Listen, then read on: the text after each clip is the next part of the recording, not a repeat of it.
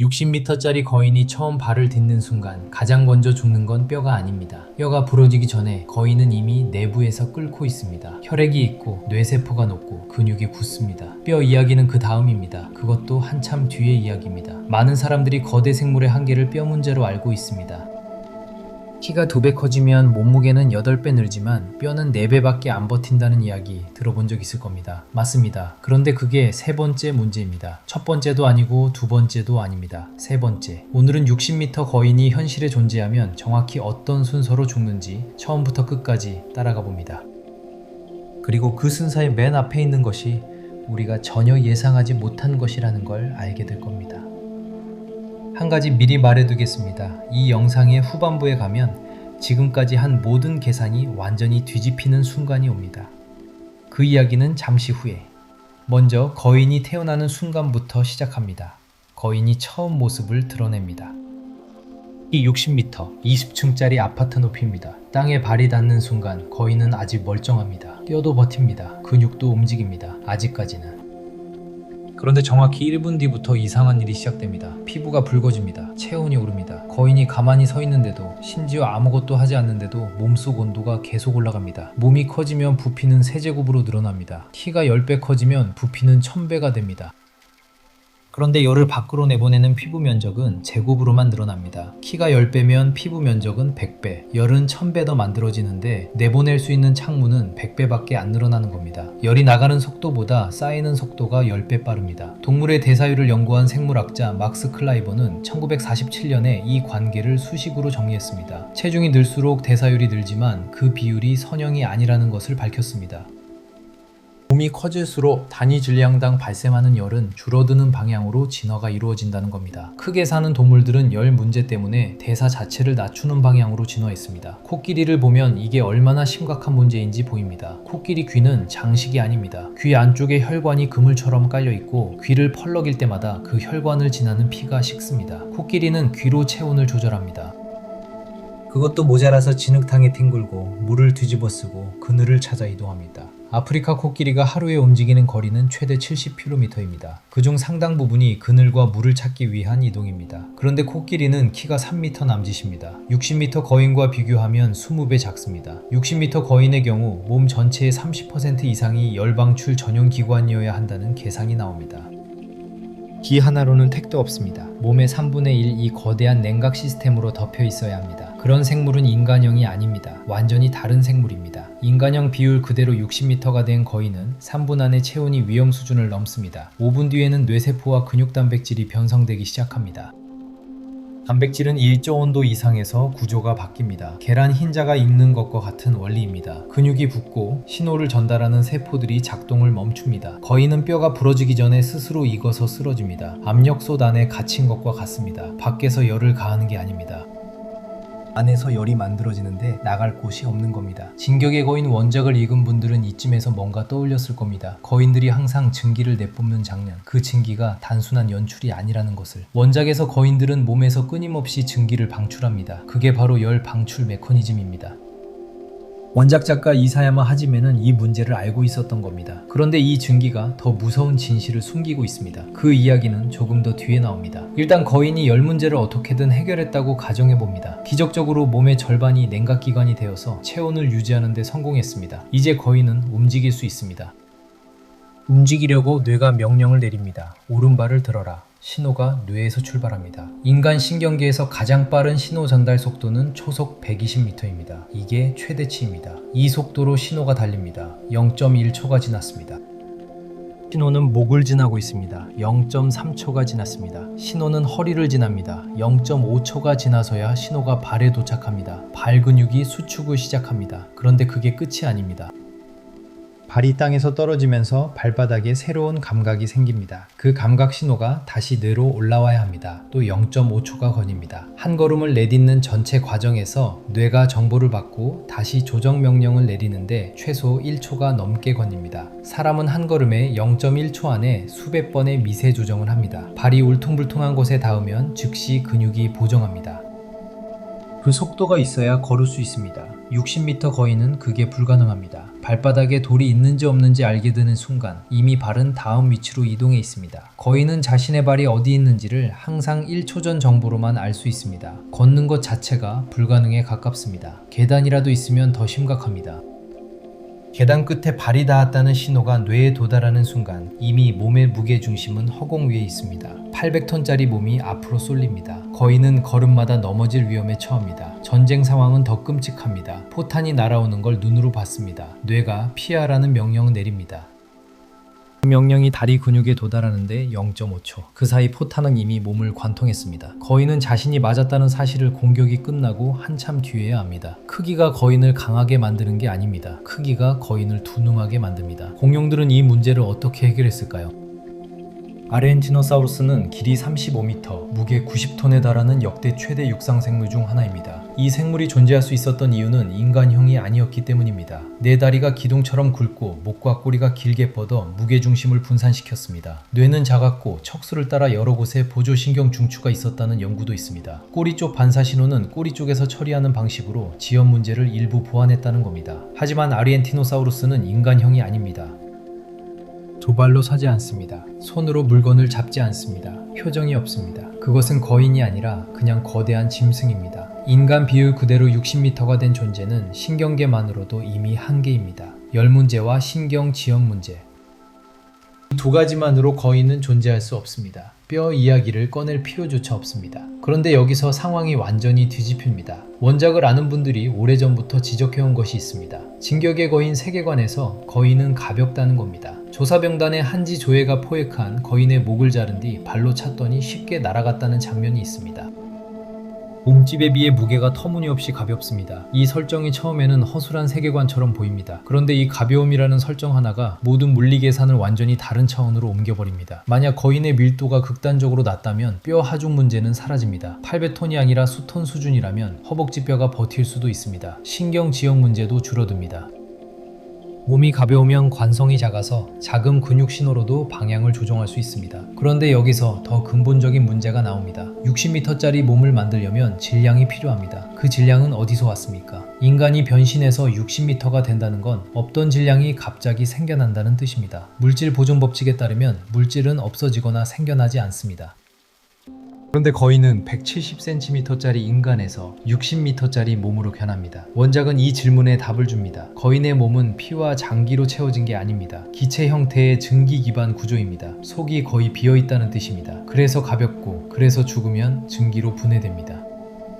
몸을 만드는데 필요한 질량 자체가 최소화되어 있습니다. 그리고 그 에너지원은 생물학적 소화에서 오지 않습니다. 원작에서 아홉거인, 즉 초대형 거인이나 갑옷거인 같은 계승자들은 사람을 먹지 않습니다. 에너지는 원작에서 길이라고 불리는 시조 유미르가 만들어 놓은 공간에서 흘러옵니다. 무지성 거인들이 사람을 잡아먹는 건 에너지 때문이 아닙니다. 아홉거인 중 하나를 먹어서 인간으로 돌아오려는 본능 때문입니다. 실제로 무지성 거인들은 소화기관이 없어서 삼킨 인간을 그대로 토해냅니다. 이 설정들을 하나씩 꺼내놓고 보면 원작이 물리법칙을 단순히 무시한 게 아니라는 걸 알 수 있습니다. 물리법칙이 깨지는 각 지점마다 그걸 덮을 설정이 하나씩 준비되어 있습니다. 질량 문제는 증기구조로, 에너지 문제는 초자연적 에너지원으로, 열 문제는 증기방출로. 허점처럼 보이는 것들이 사실 정교하게 짜여진 구조입니다. 그런데 이 구조를 과학적으로 뜯어보면 오히려 더 흥미로운 문제가 남습니다. 증기 기반 구조로 60m짜리 몸을 유지한다면 그 증기를 계속 생성하려면 에너지가 필요합니다. 그 에너지가 길이라는 공간에서 온다면 그 공간은 어떤 물리적 원리로 작동합니까? 에너지는 어디서 생겨납니까? 물리학에서 에너지는 만들어지지 않습니다. 변환될 뿐입니다. 길이라는 공간이 에너지를 공급한다면 그 에너지는 어딘가에서 왔습니다. 원작에서 시조 유미르가 그 에너지원의 중심에 있습니다. 이 천년 전 유미르가 가진 능력이 지금도 작동하고 있다는 설정입니다. 과학적으로 이걸 설명하려면 차원 간 에너지 전달이나 우리가 아직 모르는 물리 법칙을 끌어와야 합니다. 현재 과학으로는 설명이 불가능합니다. 그런데 그게 이 세계관의 핵심입니다. 과학으로 설명되지 않는 힘이 있다는 것, 그리고 그 힘이 어떤 대가를 요구하는지가 이야기의 중심입니다. 초대형 거인이 땅올림을 할 때, 수백만 마리의 거인이 벽 밖을 달릴 때 그 에너지를 누군가 지불하고 있습니다. 에렌이 초대형 거인 형태를 유지하면서 계속 재생을 반복하는 것도 그 대가의 일부입니다. 거인이 내뿜는 증기는 단순한 열 방출이 아닙니다. 몸을 유지하는 데 드는 에너지 비용이 증기의 형태로 새어나가는 겁니다. 에너지가 충분히 공급되지 않으면 몸이 유지되지 않습니다. 원작에서 초대형 거인이 계속 증기를 내뿜으면서 몸이 줄어드는 장면이 있는 건 이 때문입니다. 이 구조를 거꾸로 뒤집으면 현실 세계에서 거대 생물의 한계가 더 선명하게 보입니다. 현실에서 거대 생물이 존재하는 유일한 환경은 바다입니다. 대왕고래는 길이 30m, 무게 150톤입니다. 지구 역사상 가장 큰 동물입니다. 아르헨티노사우루스보다 훨씬 큽니다. 고래가 이 크기로 존재할 수 있는 이유는 물이 있기 때문입니다.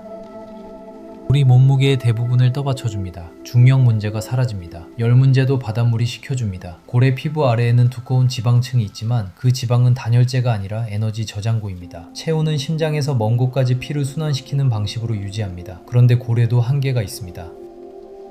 30m가 넘어가면 심장이 머리까지 피를 올리는데 필요한 압력이 너무 커집니다. 대왕고래 심장은 무게가 180kg입니다. 박동 한 번에 약 220리터의 피를 뿜어냅니다. 이것이 현재까지 지구에서 확인된 순환계의 물리적 한계에 가깝습니다. 육상에서 60m 거인이 머리까지 피를 올리려면 혈압이 최소 2만에서 3만 수운주 밀리미터가 필요합니다. 사람의 정상 혈압은 120입니다. 2만이 넘는 압력을 혈관이 버틸 수 없습니다. 소방호스로 피를 쏘는 수준의 압력입니다. 혈관이 안에서 터집니다. 심장은 그 압력을 만들어내다가 파열됩니다. 거인은 뼈, 열, 신경, 지연, 순환계 4가지 문제를 동시에 해결해야 합니다. 그중 하나라도 해결하지 못하면 존재가 불가능합니다. 원작이 선택한 방법은 이 4가지를 모두 우회하는 것이었습니다. 뼈 문제는 가벼운 몸으로, 열 문제는 증기 방출로, 신경 지연 문제는 초자연적 조작 능력으로, 순환계 문제는 기체 구조로. 각 문제마다 다른 해법이 달려 있습니다. 이걸 과학의 실패라고 볼 수도 있습니다. 물리 법칙을 무시한 판타지라고. 그런데 다른 각도에서 보면 이 세계관은 현실 물리학이 거대 생물에게 부과하는 4가지 사형 선고를 정확하게 파악하고 있었습니다. 그리고 각각의 사형 선고를 하나하나 반박하는 설정을 만들었습니다. 모르고 무시한 게 아니라 알고 우회한 겁니다. 거대함이라는 개념 자체가 물리 법칙과 충돌합니다. 크기가 2배 되면 문제는 2배가 아니라 8배, 16배, 그 이상으로 커집니다. 크기는 선형으로 늘어나는데 문제는 제곱과 세제곱으로 쌓입니다. 거대함을 향한 모든 시도는 이 비선형 폭발을 먼저 해결해야 합니다. 지금 이 순간에도 공학자들이 이 문제와 씨름하고 있습니다. 초고층 건물을 지을 때, 더 큰 비행기를 설계할 때, 더 강한 엔진을 만들 때 크기를 2배로 늘리면 문제는 2배가 아니라 훨씬 더 크게 돌아옵니다. 거인의 물리학은 허구 속 이야기가 아닙니다. 모든 크기의 도전이 맞닥뜨리는 현실입니다. 60m 거인은 5분 안에 스스로 익어서 쓰러집니다. 그걸 막으면 걸음마다 넘어집니다. 그걸 막으면 첫 번째 포탄에 반응하지 못합니다. 그걸 막으면 심장이 터집니다. 크기는 힘이 아닙니다. 크기는 문제의 목록입니다. 그런데 여기서 완전히 다른 상상 하나가 남습니다. 만약 중력이 지금의 10분의 1인 행성이 있다면 어떻게 될까요?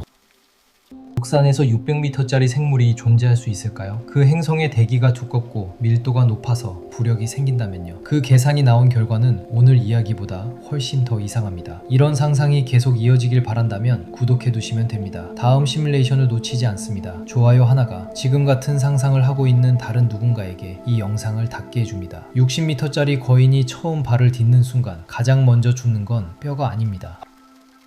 뼈가 부러지기 전에 거인은 이미 내부에서 끓고 있습니다. 혈액이 있고 뇌세포가 녹고 근육이 굳습니다. 뼈 이야기는 그 다음입니다. 그것도 한참 뒤의 이야기입니다. 많은 사람들이 거대 생물의 한계를 뼈 문제로 알고 있습니다. 키가 2배 커지면 몸무게는 8배 늘지만 뼈는 4배밖에 안 버틴다는 이야기 들어본 적 있을 겁니다. 맞습니다. 그런데 그게 3번째 문제입니다. 첫 번째도 아니고 2번째도 아닙니다. 3번째. 오늘은 60m 거인이 현실에 존재하면 정확히 어떤 순서로 죽는지 처음부터 끝까지 따라가 봅니다. 그리고 그 순서의 맨 앞에 있는 것이 우리가 전혀 예상하지 못한 것이라는 걸 알게 될 겁니다. 한 가지 미리 말해두겠습니다. 이 영상의 후반부에 가면 지금까지 한 모든 계산이 완전히 뒤집히는 순간이 옵니다. 그 이야기는 잠시 후에 먼저 거인이 태어나는 순간부터 시작합니다. 거인이 처음 모습을 드러냅니다. 키 60m. 20층짜리 아파트 높이입니다. 땅에 발이 닿는 순간 거인은 아직 멀쩡합니다. 뼈도 버팁니다. 근육도 움직입니다. 아직까지는. 그런데 정확히 1분 뒤부터 이상한 일이 시작됩니다. 피부가 붉어집니다. 체온이 오릅니다. 거인이 가만히 서 있는데도, 심지어 아무것도 하지 않는데도 몸속 온도가 계속 올라갑니다. 몸이 커지면 부피는 3제곱으로 늘어납니다. 키가 10배 커지면 부피는 1000배가 됩니다. 그런데 열을 밖으로 내보내는 피부 면적은 제곱으로만 늘어납니다. 키가 10배면 피부 면적은 100배, 열은 1000배 더 만들어지는데 내보낼 수 있는 창문은 100배밖에 안 늘어나는 겁니다. 열이 나가는 속도보다 쌓이는 속도가 10배 빠릅니다. 동물의 대사율을 연구한 생물학자 막스 클라이버는 1947년에 이 관계를 수식으로 정리했습니다. 체중이 늘수록 대사율이 늘지만 그 비율이 선형이 아니라는 것을 밝혔습니다. 몸이 커질수록 단위 질량당 발생하는 열은 줄어드는 방향으로 진화가 이루어진다는 겁니다.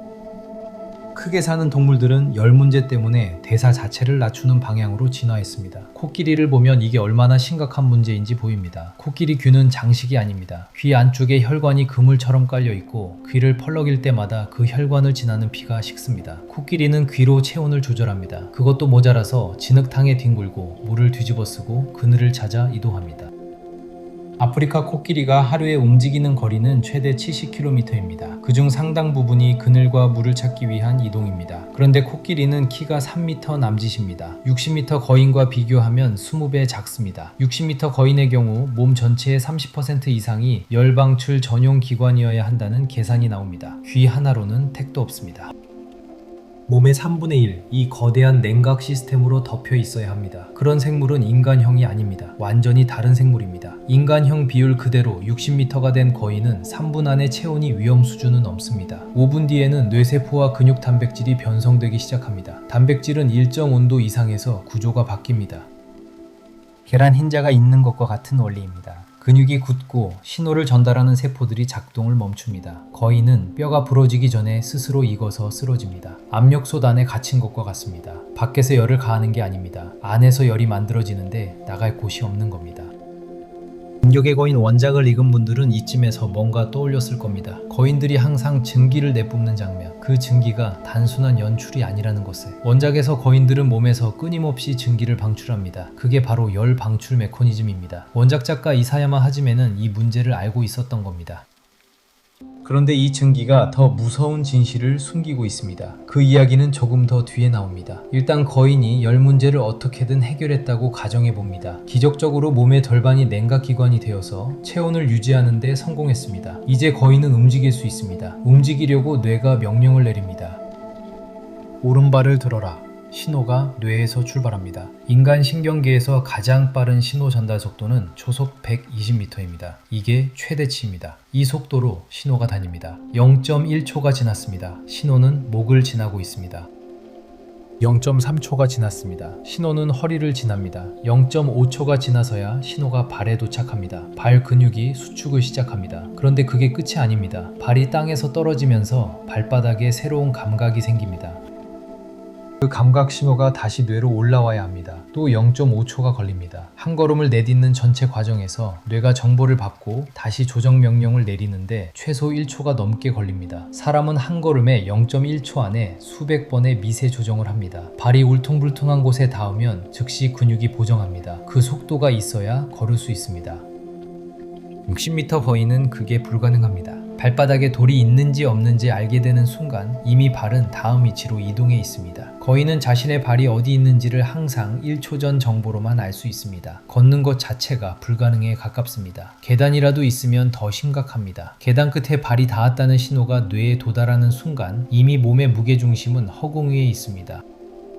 800톤짜리 몸이 앞으로 쏠립니다. 거인은 걸음마다 넘어질 위험에 처합니다. 전쟁 상황은 더 끔찍합니다. 포탄이 날아오는 걸 눈으로 봤습니다. 뇌가 피하라는 명령을 내립니다. 그 명령이 다리 근육에 도달하는데 0.5초. 그 사이 포탄은 이미 몸을 관통했습니다. 거인은 자신이 맞았다는 사실을 공격이 끝나고 한참 뒤에야 합니다. 크기가 거인을 강하게 만드는 게 아닙니다. 크기가 거인을 둔하게 만듭니다. 공룡들은 이 문제를 어떻게 해결했을까요? 아르헨티노사우루스는 길이 35m, 무게 90톤에 달하는 역대 최대 육상 생물 중 하나입니다. 이 생물이 존재할 수 있었던 이유는 인간형이 아니었기 때문입니다. 네 다리가 기둥처럼 굵고 목과 꼬리가 길게 뻗어 무게중심을 분산시켰습니다. 뇌는 작았고 척수를 따라 여러 곳에 보조신경 중추가 있었다는 연구도 있습니다. 꼬리 쪽 반사 신호는 꼬리 쪽에서 처리하는 방식으로 지연 문제를 일부 보완했다는 겁니다. 하지만 아르헨티노사우루스는 인간형이 아닙니다. 두 발로 서지 않습니다. 손으로 물건을 잡지 않습니다. 표정이 없습니다. 그것은 거인이 아니라 그냥 거대한 짐승입니다. 인간 비율 그대로 60m가 된 존재는 신경계만으로도 이미 한계입니다. 열 문제와 신경 지연 문제, 이 두 가지만으로 거인은 존재할 수 없습니다. 뼈 이야기를 꺼낼 필요조차 없습니다. 그런데 여기서 상황이 완전히 뒤집힙니다. 원작을 아는 분들이 오래전부터 지적해온 것이 있습니다. 진격의 거인 세계관에서 거인은 가볍다는 겁니다. 조사병단의 한지 조예가 포획한 거인의 목을 자른 뒤 발로 찼더니 쉽게 날아갔다는 장면이 있습니다. 몸집에 비해 무게가 터무니없이 가볍습니다. 이 설정이 처음에는 허술한 세계관처럼 보입니다. 그런데 이 가벼움이라는 설정 하나가 모든 물리 계산을 완전히 다른 차원으로 옮겨버립니다. 만약 거인의 밀도가 극단적으로 낮다면 뼈 하중 문제는 사라집니다. 800톤이 아니라 수톤 수준이라면 허벅지 뼈가 버틸 수도 있습니다. 신경 지연 문제도 줄어듭니다. 몸이 가벼우면 관성이 작아서 작은 근육 신호로도 방향을 조정할 수 있습니다. 그런데 여기서 더 근본적인 문제가 나옵니다. 60m짜리 몸을 만들려면 질량이 필요합니다. 그 질량은 어디서 왔습니까? 인간이 변신해서 60m가 된다는 건 없던 질량이 갑자기 생겨난다는 뜻입니다. 물질 보존 법칙에 따르면 물질은 없어지거나 생겨나지 않습니다. 그런데 거인은 170cm짜리 인간에서 60m짜리 몸으로 변합니다. 원작은 이 질문에 답을 줍니다. 거인의 몸은 피와 장기로 채워진 게 아닙니다. 기체 형태의 증기 기반 구조입니다. 속이 거의 비어있다는 뜻입니다. 그래서 가볍고, 그래서 죽으면 증기로 분해됩니다. 몸을 만드는 데 필요한 질량 자체가 최소화되어 있습니다. 그리고 그 에너지원은 생물학적 소화에서 오지 않습니다. 원작에서 아홉거인, 즉 초대형 거인이나 갑옷거인 같은 계승자들은 사람을 먹지 않습니다. 에너지는 원작에서 길이라고 불리는 시조 유미르가 만들어 놓은 공간에서 흘러옵니다. 무지성 거인들이 사람을 잡아먹는 건 에너지 때문이 아닙니다. 아홉거인 중 하나를 먹어서 인간으로 돌아오려는 본능 때문입니다. 실제로 무지성 거인들은 소화기관이 없어서 삼킨 인간을 그대로 토해냅니다. 이 설정들을 하나씩 꺼내놓고 보면 원작이 물리법칙을 단순히 무시한 게 아니라는 걸 알 수 있습니다. 물리법칙이 깨지는 각 지점마다 그걸 덮을 설정이 하나씩 준비되어 있습니다. 질량 문제는 증기구조로, 에너지 문제는 초자연적 에너지원으로, 열 문제는 증기방출로, 허점처럼 보이는 것들이 사실 정교하게 짜여진 구조입니다. 그런데 이 구조를 과학적으로 뜯어보면 오히려 더 흥미로운 문제가 남습니다. 증기 기반 구조로 60m짜리 몸을 유지한다면 그 증기를 계속 생성하려면 에너지가 필요합니다. 그 에너지가 길이라는 공간에서 온다면 그 공간은 어떤 물리적 원리로 작동합니까? 에너지는 어디서 생겨납니까? 물리학에서 에너지는 만들어지지 않습니다. 변환될 뿐입니다. 길이라는 공간이 에너지를 공급한다면 그 에너지는 어딘가에서 왔습니다. 원작에서 시조 유미르가 그 에너지원의 중심에 있습니다. 2000년 전 유미르가 가진 능력이 지금도 작동하고 있다는 설정입니다. 과학적으로 이걸 설명하려면 차원간 에너지 전달이나 우리가 아직 모르는 물리법칙을 끌어와야 합니다. 현재 과학으로는 설명이 불가능합니다. 그런데 그게 이 세계관의 핵심입니다. 과학으로 설명되지 않는 힘이 있다는 것, 그리고 그 힘이 어떤 대가를 요구하는지가 이야기의 중심입니다. 초대형 거인이 땅울림을 할 때, 수백만 마리의 거인이 벽 밖을 달릴 때 그 에너지를 누군가 지불하고 있습니다. 에렌이 초대형 거인 형태를 유지하면서 계속 재생을 반복하는 것도 그 대가의 일부입니다. 거인이 내뿜는 증기는 단순한 열 방출이 아닙니다. 몸을 유지하는 데 드는 에너지 비용이 증기의 형태로 새어나가는 겁니다. 에너지가 충분히 공급되지 않으면 몸이 유지되지 않습니다. 원작에서 초대형 거인이 계속 증기를 내뿜으면서 몸이 줄어드는 장면이 있는 건 이 때문입니다. 이 구조를 거꾸로 뒤집으면 현실 세계에서 거대 생물의 한계가 더 선명하게 보입니다. 현실에서 거대 생물이 존재하는 유일한 환경은 바다입니다. 대왕고래는 길이 30m, 무게 150톤입니다. 지구 역사상 가장 큰 동물입니다. 아르헨티노사우루스보다 훨씬 큽니다. 고래가 이 크기로 존재할 수 있는 이유는 물이 있기 때문입니다. 물이 몸무게의 대부분을 떠받쳐줍니다. 능력 문제가 사라집니다. 열 문제도 바닷물이 식혀줍니다. 고래 피부 아래에는 두꺼운 지방층이 있지만 그 지방은 단열재가 아니라 에너지 저장고입니다. 체온은 심장에서 먼 곳까지 피를 순환시키는 방식으로 유지합니다. 그런데 고래도 한계가 있습니다. 30m가 넘어가면 심장이 머리까지 피를 올리는 데 필요한 압력이 너무 커집니다. 대왕고래 심장은 무게가 180kg입니다. 박동 한 번에 약 220리터의 피를 뿜어냅니다. 이것이 현재까지 지구에서 확인된 순환계의 물리적 한계에 가깝습니다. 육상에서 60m 거인이 머리까지 피를 올리려면 혈압이 최소 2만에서 3만 수은주 밀리미터가 필요합니다. 사람의 정상 혈압은 120입니다. 2만이 넘는 압력을 혈관이 버틸 수 없습니다. 소방호스로 피를 쏘는 수준의 압력입니다. 혈관이 안에서 터집니다. 신장은 그 압력을 만들어내다가 파열됩니다. 거인은 뼈, 열, 신경, 지연, 순환계 4가지 문제를 동시에 해결해야 합니다. 그중 하나라도 해결하지 못하면 존재가 불가능합니다. 원작이 선택한 방법은 이 4가지를 모두 우회하는 것이었습니다. 뼈 문제는 가벼운 몸으로, 열 문제는 증기 방출로, 신경 지연 문제는 초자연적 조작 능력으로, 순환계 문제는 기체 구조로 각 문제마다 다른 해법이 달려 있습니다. 이걸 과학의 실패라고 볼 수도 있습니다. 물리 법칙을 무시한 판타지라고. 그런데 다른 각도에서 보면 이 세계관은 현실 물리학이 거대 생물에게 부과하는 4가지 사형 선고를 정확하게 파악하고 있었습니다. 그리고 각각의 사형 선고를 하나하나 반박하는 설정을 만들었습니다. 모르고 무시한 게 아니라 알고 우회한 겁니다. 거대함이라는 개념 자체가 물리 법칙과 충돌합니다. 크기가 2배 되면 문제는 2배가 아니라 8배, 16배, 그 이상으로 커집니다. 크기는 선형으로 늘어나는데 문제는 제곱과 세제곱으로 쌓입니다. 거대함을 향한 모든 시도는 이 비선형 폭발을 먼저 해결해야 합니다. 지금 이 순간에도 공학자들이 이 문제와 씨름하고 있습니다. 초고층 건물을 지을 때, 더 큰 비행기를 설계할 때, 더 강한 엔진을 만들 때 크기를 2배로 늘리면 문제는 2배가 아니라 훨씬 더 크게 돌아옵니다. 거인의 물리학은 허구 속 이야기가 아닙니다. 모든 크기의 도전이 맞닥뜨리는 현실입니다. 60m 거인은 5분 안에 스스로 익어서 쓰러집니다. 그걸 막으면 걸음마다 넘어집니다. 그걸 막으면 첫 번째 포탄에 반응하지 못합니다. 그걸 막으면 심장이 터집니다. 크기는 힘이 아닙니다. 크기는 문제의 목록입니다. 그런데 여기서 완전히 다른 상상 하나가 남습니다. 만약 중력이 지금의 10분의 1인 행성이 있다면 어떻게 될까요? 육상에서 600리터짜리 생물이 존재할 수 있을까요? 그 행성의 대기가 두껍고 밀도가 높아서 부력이 생긴다면요. 그 계산이 나온 결과는 오늘 이야기보다 훨씬 더 이상합니다. 이런 상상이 계속 이어지길 바란다면 구독해두시면 됩니다. 다음 시뮬레이션을 놓치지 않습니다. 좋아요 하나가 지금 같은 상상을 하고 있는 다른 누군가에게 이 영상을 닿게 해줍니다.